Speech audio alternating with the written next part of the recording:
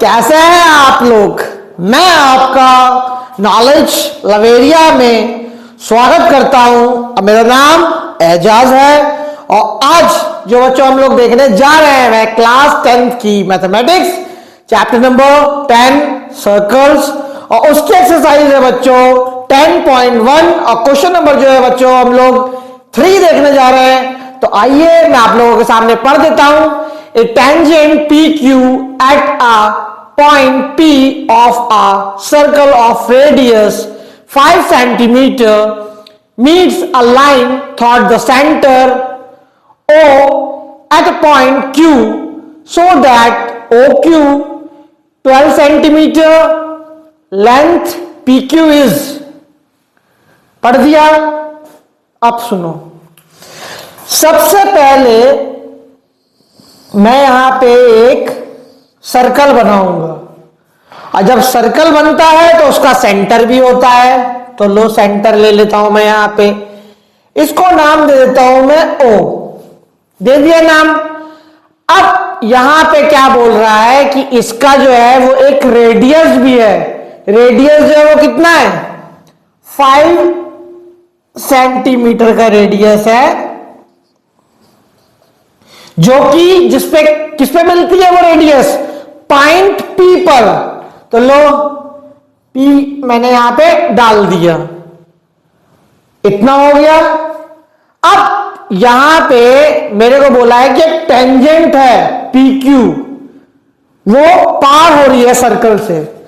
तो जाहिर सी बात है वो टेंजेंट कुछ इस तरीके की होगी,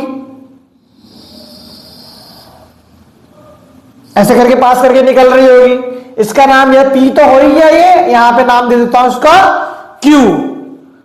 अब यहां पर बोला गया है कि क्यू पॉइंट से लेकर के ओ पॉइंट तक की जो लेंथ है वो कितनी है 12 सेंटीमीटर है। तो आओ उसको भी ज्वाइन कर लेते हैं।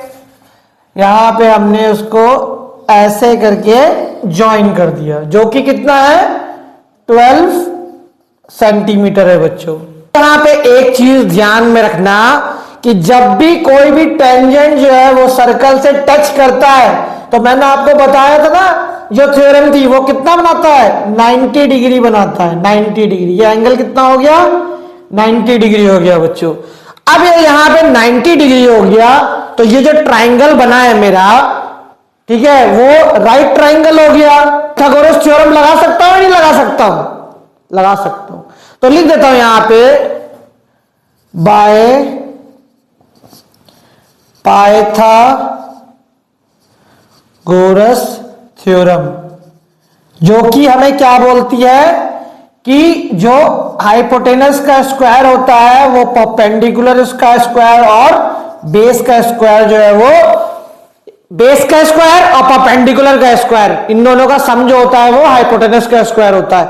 याद रखना एक बात जिंदगी में कि ट्राइंगल के अंदर जो राइट ट्राइंगल जो होता है हमारा, ठीक है, राइट एंगल ट्राइंगल जो होता है उसमें जो सबसे लंबी साइड होगी ना वो क्या होगी हाइपोटेनस होगी वो। या ऐसे ही बोल सकते हो कि 90 डिग्री के सामने वाली जो साइड होगी वो हाइपोटेनस होगी। तो एच तो हमारा ये हो गया, हाइपोटेनस हमारा ये हो गया बच्चों। और हम लोगों को दो साइड्स जो है वो एक साइड दे रखी है, ठीक है, ओपी दे रखा है हम लोगों को जो 5 सेंटीमीटर है। तो हम लोग लिख देते हैं यहां पे, इसको लिख सकता हूं मैं किस तरीके से लिखूंगा, यहां पे मैं लिख दूंगा ओ क्यू पे स्क्वायर इक्वल टू, अब ये वाली जो है वो वैल्यूज पे ये जो साइड है इसको मैं क्या बोल देता हूं, इसको नाम देता हूं ओपी पे स्क्वायर, और ये जो नीचे वाली साइड है इसको क्या बोल दूंगा मैं, यहां पे मैं बोल दूंगा क्यू एंड पी बोल देता हूं। समझ में आया ना। परपेंडिकुलर और बेस ये थोड़ा सा ना चेंज होता रहता है। अगर यहां के एंगल से मैं देखूंगा तो ये इसके लिए परपेंडिकुलर हो जाएगा, इस एंगल से मैं देखूंगा ओ वाले एंगल से, इस एंगल से देखूंगा तो ये इसके लिए परपेंडिकुलर हो जाएगा। इसलिए मैं ऐसा नहीं कह रहा हूं कि नहीं ये बेस ही है ये परपेंडिकुलर ही है, नाम लिख दे रहा हूं मैं, बाकी तो आप अपना खुद जो है वो जुगाड़ कर ही लोगे। अब यहां पे मैं लिखता हूं 12 पे स्क्वायर इक्वल टू ओपी कितना हो गया मेरा 5 पे स्क्वायर कर लो। और मेरे को क्या कहता है पी क्यू निकालना है या क्यू पी, बात जो है वो दोनों की एक ही है। अब मैंने लिख दिया है यहां पे, तो मैं लिख देता हूं क्यू पी।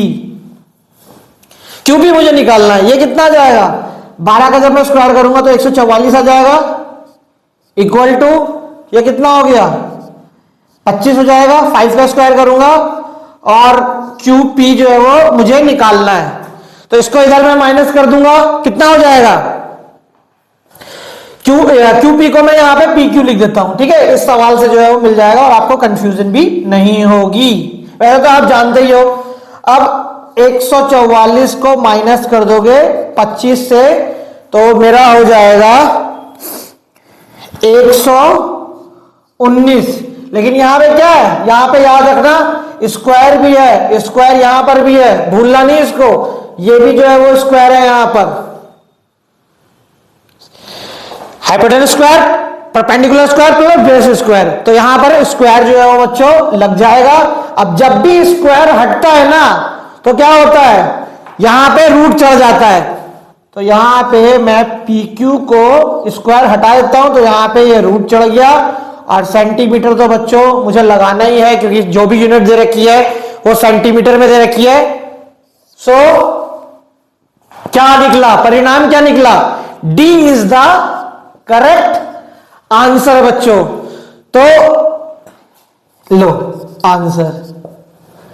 तो ये वाला क्वेश्चन बच्चों मैंने करा दिया, समझा दिया, बता दिया है। अगर आपको मेरा वीडियो अच्छा लगेगा तो लाइक करेगा, सब्सक्राइब करेगा, चैनल पाइएगा और अपना ख्याल रखिएगा बच्चों।